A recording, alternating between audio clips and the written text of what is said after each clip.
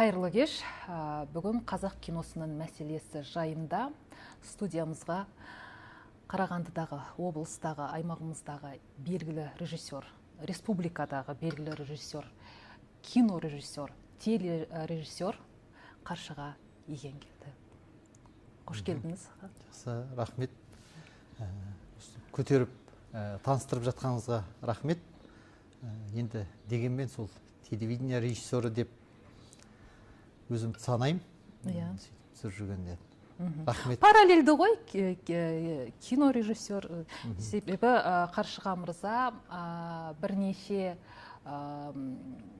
туындылардың авторы десек те болады, осы Қарағанды облысында түсірілген фильмдердің. Бір кезде полиграфияда жүрген адамды киноға кім адастырды? Тағдыр ма әлде? Енді полиграфия деген жақсы есіме түсіріп отырсыз. Өзі еске алған жақсы көрем. Келіншегім ұнатпайды еске алған. Сондықтан өзім жақсы рахаттанып кеттім сіз менің полиграфиямды есіме алғаныңызға.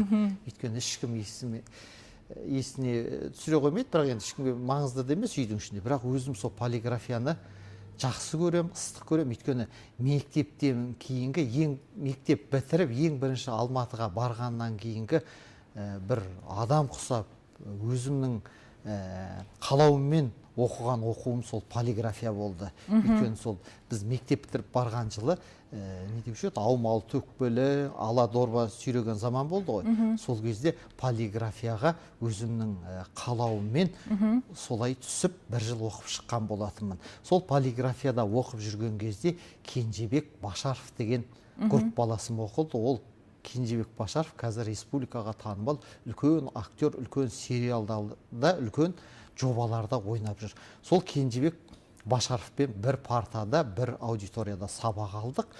Енді ол актер, тума талант. Өзінің несін бізге айтып келеді. Мен келесі жылы, енді біз полиграфияны 9 ай оқыдық. 9 айға да жетпейді ғой. Сол кезде Кенжебек айтып келеді. Театральныйға тапсырайын деп жатырмын, дайындалып жатырмын, өзі мысық болады, аю болады, күшік болады. Бұлай қызығып жүретінбіз. Шіркін Кенжебекпен бірге барса ғой деп сөйтіп отырған кезде Хабар 2 деген ашылды ғой, сіздер білесіздер ме? Хабар 2 деген білеміз. 2000 жылдары ашылды. Дана Нұржігіт, Ақылбек па, или Асылбек деген кісі бір түрлері бәрі бір тартымды, күшті бір журналистер жүргізді. Сол хабарға Асылбек пен Дананың кім келді? Кенжебек келді, менің групп баласым. Саған естіп жүрдім ғой жаңағы, ол театральныйда оқиым, тапсырам деп жүрген.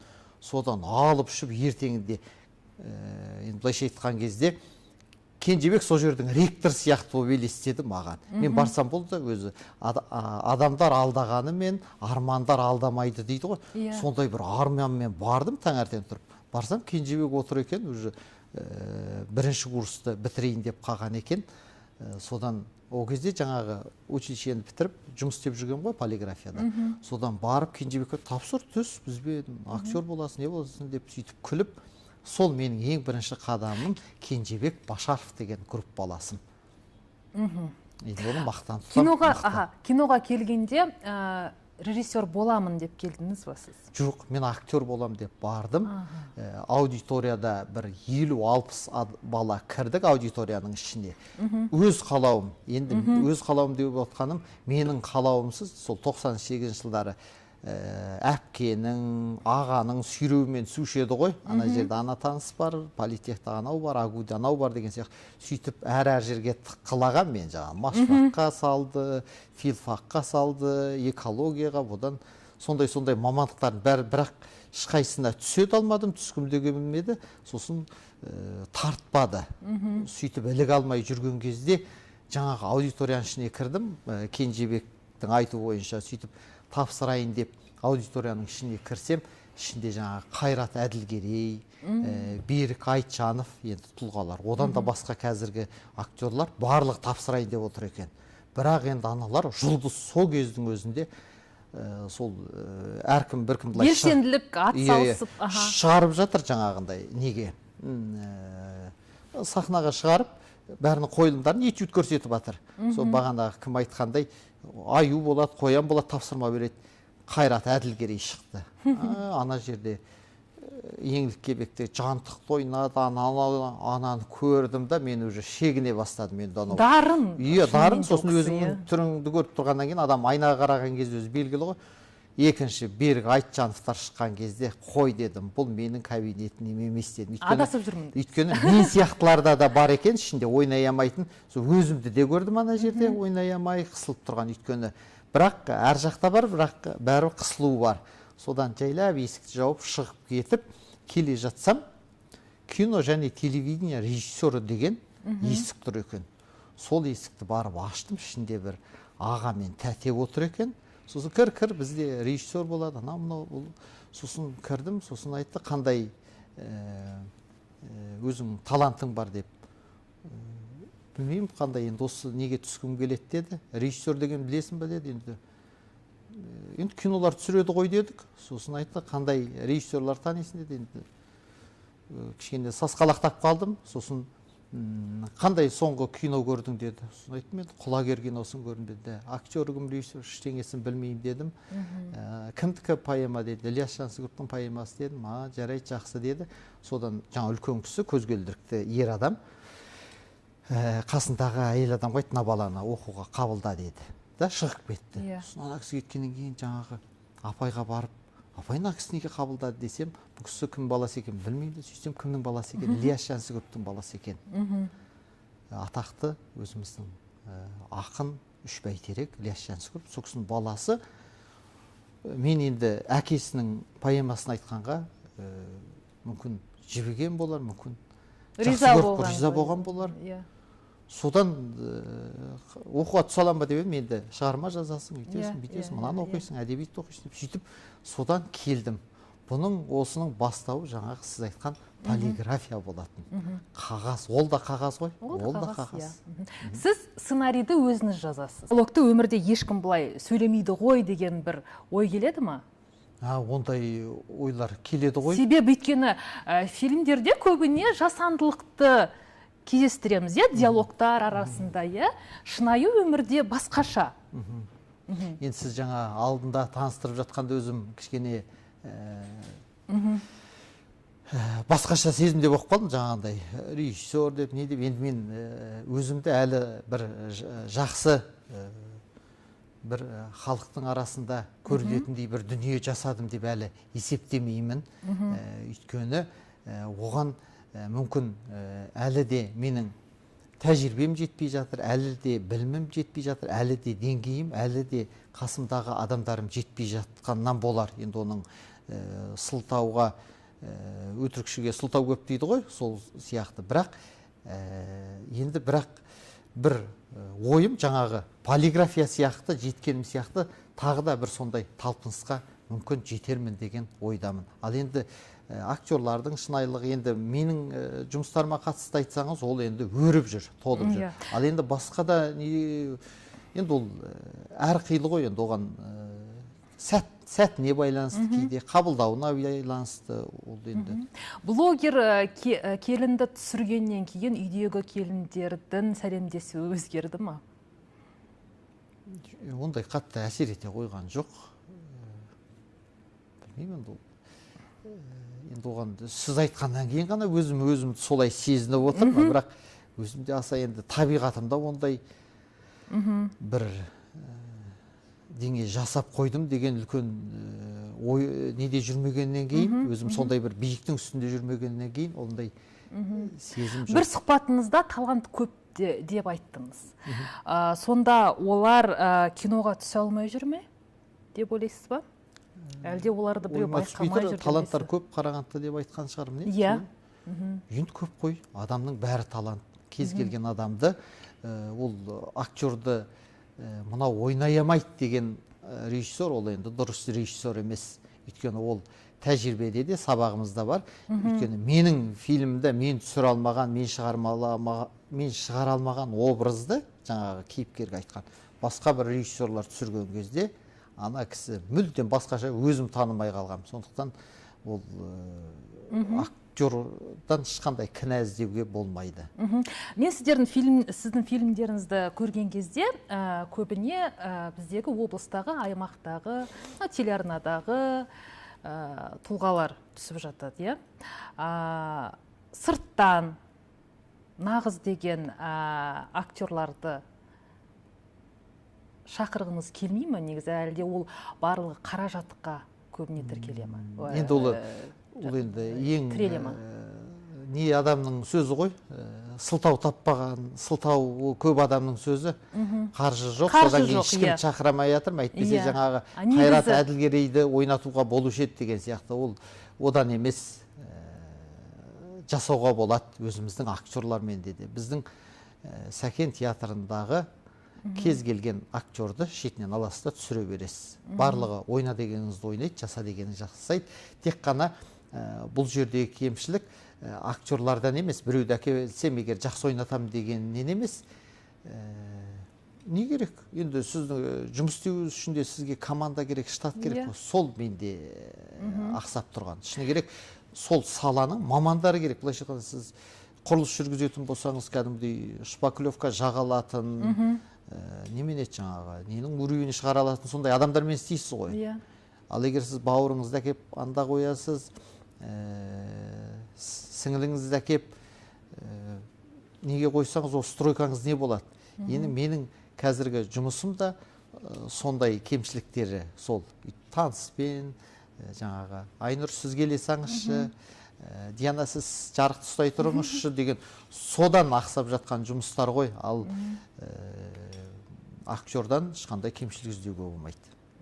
Ал негізінде басты рөлде бір туындыңызға дейікші, қай актерді көргіңіз келеді? Ол әлем жұлдыздары болсын, қайсысын көргіңіз келеді? Мен ба?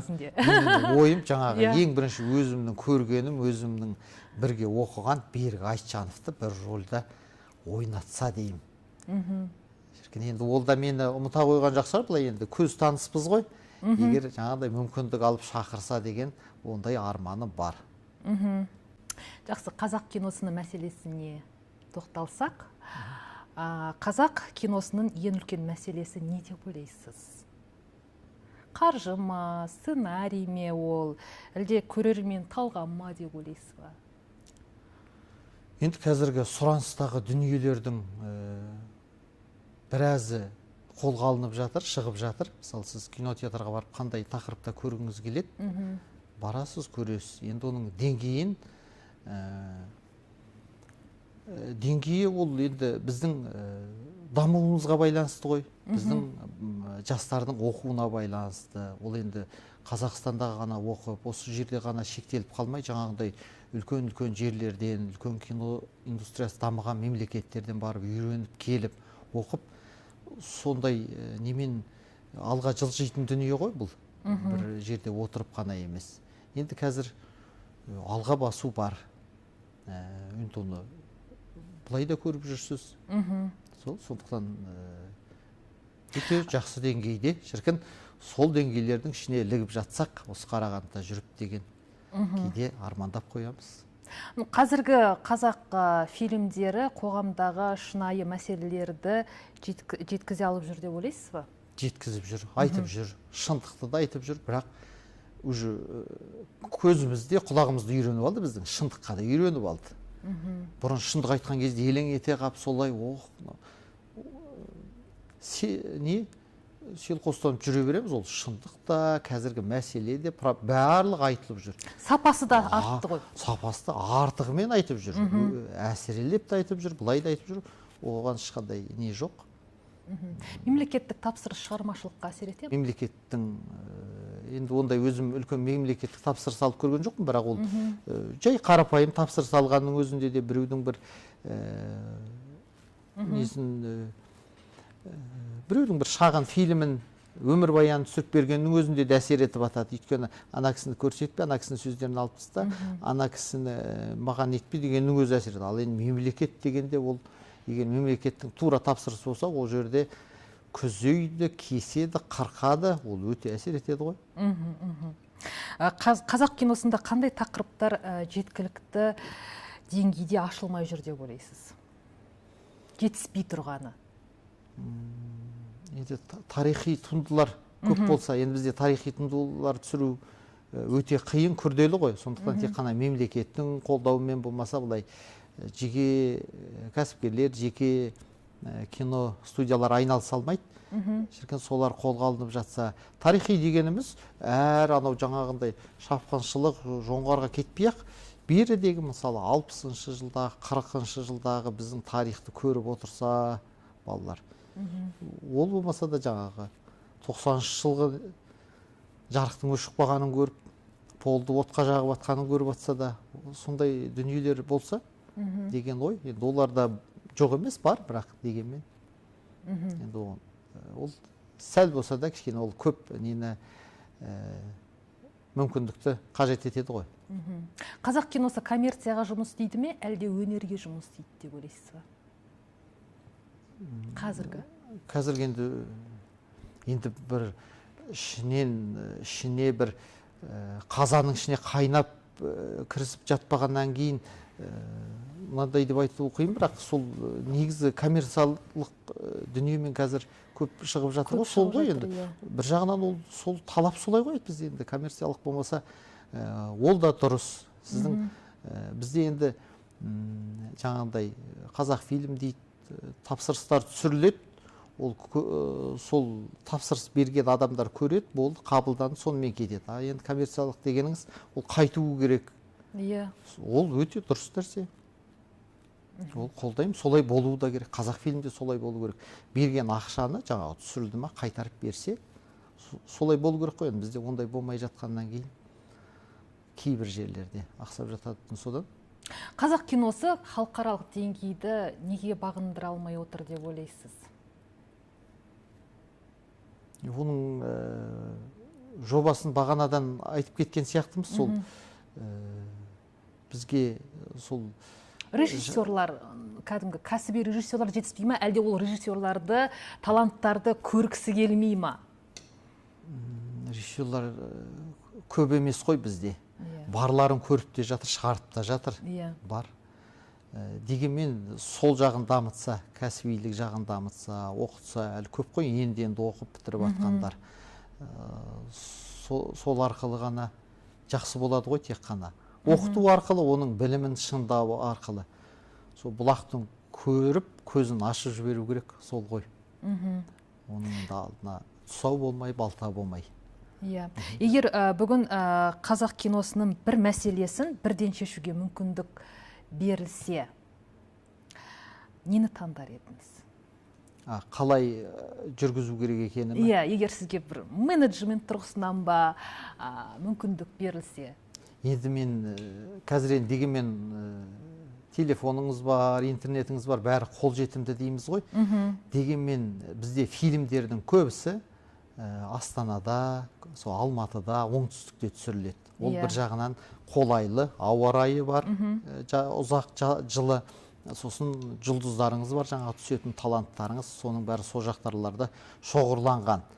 Шіркін, егер сондай жаңа енді сіз айтып отырған арман қиялдарды қолға беретін болса, жобаларды, проектлерді өңірлерге бөлген дұрыс-ау деп ойлаймын. Мысалы, Қарағанды өңіріне бір жобаны тастаса, тарихи болсын, қазіргі заман болсын, сол жоба Қарағандыда түсірілу керек десе, егер оның ауыл түсірілетін болса, Қарағандың бір ауыл түсірілу керек десе, егер тау түсірілу керек десе, Қарағандың бір тауы түсірілу керек десе, сонда жаңағы сіз айтып отқан таланттар деген енді ол ауылда ғой, енді өсіп жатыр. Ол 5-ші класстың, ол 6-шы класстың баласы болуы мүмкін. Сол ауылдарда жүру мүмкін, көреді, келеді, сабақ алады, бір жағынан оянады. Енді мен өзімді ойлаймын, мен жаңа ғанау сіз полиграфияны айтқанда Кенжебек Башаровты көріп барып, 20 жасымда бірақ барып, содан барып қана білдім ғой, мен режиссердің кім екенін білмей барғаннан кейін. Ал егер менің ауылымда сол кезде сол кинолар біздің ауылда түсіріліп, кішкене болсын шет жағасын көріп жүргенімізде кім біледі, мүмкін менің қасымда, менің класстастарымда бар, менің қасымда мықты өнерлі жаңағындай бірдеңені айтқанда, солардың өзі де шығып кетер ме еді. Сондықтан сол жағын қолға алып ескерсе деймін, егер проект жоба беретін болса, міндетті түрде Қарағанды өз жерім болғансын айтып отыр. Өскеменде де солай қылып, тағы қайсы басқа да облыстарға солай бөліп проекті сол жақта болады, сол жақтың тауында. Біздің Қазақстанның кез келген облысының, кез келген жерінің табиғатынан Алматының табиғатын көруге болады, алуға болады. Бұл Қарқаралыңыз болсын, иә, Ақтоғайыңыз болсын, жан-жақтан. Сол. Неге дәл әйел тағдыры туралы фильмдер сіздің шығармаларыңызда жиі кездеседі? Әйелдерді жақсы көрем, тәтелерді жақсы көрем. Өйткені ол кісілер жылы, өзім шай ішкенді жақсы көрем. Шай ішесің ба деген кісіні мен жақсы көрем. Сізді осы үйден шай ішпей шығармаймын деген туысқандарымды өте жақсы көріп кетем. Білмеймін неге екен, өзім суық жерде Қарағандыда тоңып өскеннен кейін ба, жылы шай, жылы тамақ беретін адамдарды өте жақсы көрем. Ол кісілер әйелдер. Әйелдер. Қай жерде мейлі, қай елде, әлемнің мәні әйелде деген өлеңді өзім жақсы көрем. Қазақ киносында комедияның көптігін қалай бағалайсыз сіз? Бұл даму ма, әлде жеңіл жол ма деп ойлайсыз? Ақша табудың жеңіл жолы деп ойлайсыз? Комедия түсіру деген өте қиын. Оны өздеріңіз де білесіздер ғой. Адамды жылату оңай, күлдіру қиын деп ойлайсыз? Күлдіру өте қиын, сондықтан олардың деңгейі өте жоғары. Қызығам. Өзім солай түсіре алмағаныма, өзім солай күлдіре алмағаныма кейде қынжылам. Ол өте жақсы көрем. Комедия деген жақсы нәрсе ғой. Бір шектеусіз бюджет берілетін болса, қандай фильм түсірер едіңіз? Енді тақырыптарым көп, өзім сол шіркін бір жылқы туралы жақсы көрем өзі. Жылқы туралы түсірсе деп ойлаймын. Бірақ өте қиын. Жануармен жұмыс істейсіз, оны шығару. Сол жағы. 10 жылдан кейін қазақ киносын қалай елестетесіз? Өте жақсы елестетем. Өте жақсы дамыған. Осы қарқынмен тоқтамай, дами берсе, жасай берсе, жаңағы сіз айтып өткен, сіз ой салып кеткен дүниелер қолға алынып отырса, енді ол жерде де жай жүрген адамдар жоқ қой, бәрінің де ойы бар, керемет қазақ өссе, өнсе деп жүрген адамдар өте жақсы болады. Тек қана тыныштық болсын, бейбітшілік болсын, болды, қалғаны жақсы болады. Нағыз режиссер деген кім сіздің ойыңызша? Енді режиссердің өз несі бар ғой? Режиссер деген кім деген? Шығармашылық топтың ұйымдастырушысы дейді. Нағыз режиссер сол шығармашылық топтың ұйымдастырушысы. Ол жай ғана бәрін жинап алып ұйымдастыру емес, тура дәл тауып, суретшісін дәл тауып, қоюшысын дәл тауып, актерін дәл тапқан адам, сол нағыз режиссер. Сосын актердің кез келген актердің бойында таланты бар, соны шығара алған адам нағыз режиссер. Ондай режиссерлар бізде бар, көп. Өйткені бір кинолардан көресіз, ана актер ойнай алмай отыр, шығара алмай отыр. Екінші режиссердің киносынан көресіз, жанып тұрады, қызығасыз. О, шіркін, осындай режиссер шығара алсам ғой деп. Қазір көп мамандықтарды жиі жасанды интеллект алмастырып жатыр ғой. Режиссураны жасанды интеллект алмастыру мүмкін бе? Қазір ештеңе айта алмайсыз. Мүмкін ғой, бәрі мүмкін. Қазір мынау сіз екеуміз отырған сұхбатта жасалмай қалу мүмкін. Өйткені сіз маған жаңа қойып жатқан сұрақтарды жазасыз, енді білесіз ғой, искусственно қалай жасалатынын, жасанды интеллект. Маған қоятын сұрақтарды сіз жазасыз, менің фотомды аласыз, өзіңіздің, маған сұрақтарды қоясыз. Ол жерде, мына түсіріп отқан операторлардың да, ана пультте отырған Айнұрдың да керек жоқ болып қалуы мүмкін. Өйткені сондай келе жатыр, енді оны қазір, мынандай деп. Дегенмен ол режиссура, ол ұйымдастыру ғой? Жоқ, дегенмен ол адамның қолымен, бәр адамның миымен жүзеге асады ғой. Әсер етеді дедіңіз ғой, соған айтып атқан ғой, әсер етеді ғой, әрине. Бағана сөз арасында сіз 4 жыл бойы Алтын Сұңқарға тапсырып келе жатырмын деп айттыңыз. Неліктен сізге Алтын Сұңқар бұйырмай тұр деп ойлайсыз, өз пікіріңіз? Ол өйткені мен сияқты, менен де үлкен, осы енді облыстық ғой, бұл әкімдікі ғой. Кәдімгідей менен де бұрын қызмет еткен, менен де жақсы жұмыс істеген азаматтар бар, азаматшалар бар, апайлар бар, ағайлар бар. Сол кісілердің жолы келіп тұрды. Сондықтан енді біздікі әрекет, сондай мәселемен ғой, әйтпесе мынау кем, мен артық едім деген ол жерде ондай ой жоқ. Соны мен іліге алмай жатқан дүние ғой, әйтеуір үмітсіз шайтан деп тапсыра береміз. Ол әділетті деп ойлайсыз ба? Мысалы үшін сіздің туындыңыз ол кісілердікіне қарағанда жақсырақ болуы мүмкін. Олай деп айтуға болмайды, өйткені ол кісілерде босқа жүрген жоқ қой. Сондықтан оны енді ол жаңағыдай сыйлық, атақ дегенге сол Толымбек Әбдірайымұлының бір қалжыңмен айтқан сөзі бар ғой. Атақ деген немене сұлу қызба деп қалам деп басталатын. Атақ деген немене жүйрік атпа деп қалам. Әр тақымда бір шауып, бір тақымға тоқтаған. Менде мінем демеші дұрыс болса топшылау, кісі мінер онда енді бүтін арқа жоқ шығар дейді. Сондықтан енді ол өмір болған соң қызығамыз, ананың жылтырына қызығамыз, ақшасына қызығамыз, жүгіре береміз ғой. Ол енді адамға оны кінәлауға да болмайды. Анау неге жылда жүгіре береді, анау неге жылда ала береді деуге де болмайды. Анау алғаннан кейін алғында келе береді. Үш рет алсам да мен тоқтамас едім. Сіз алмадыңыз мүлдем?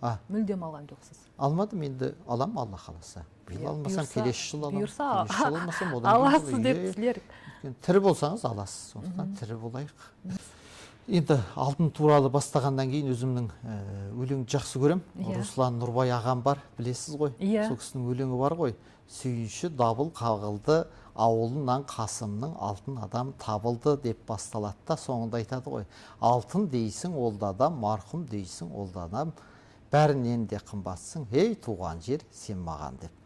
Сондықтан алтыннан гөрі осы туған жеріміз қымбат. Осы туған жерде аман есен жүре берсек, алтыннан да бағалы жақсы фильмдер, жақсы туындылар шығарамыз. Қаршыға мырза, келгеніңізге көп рахмет. Алтын сұңқар бұйырсын делік сізге. Әмин, қол болсын.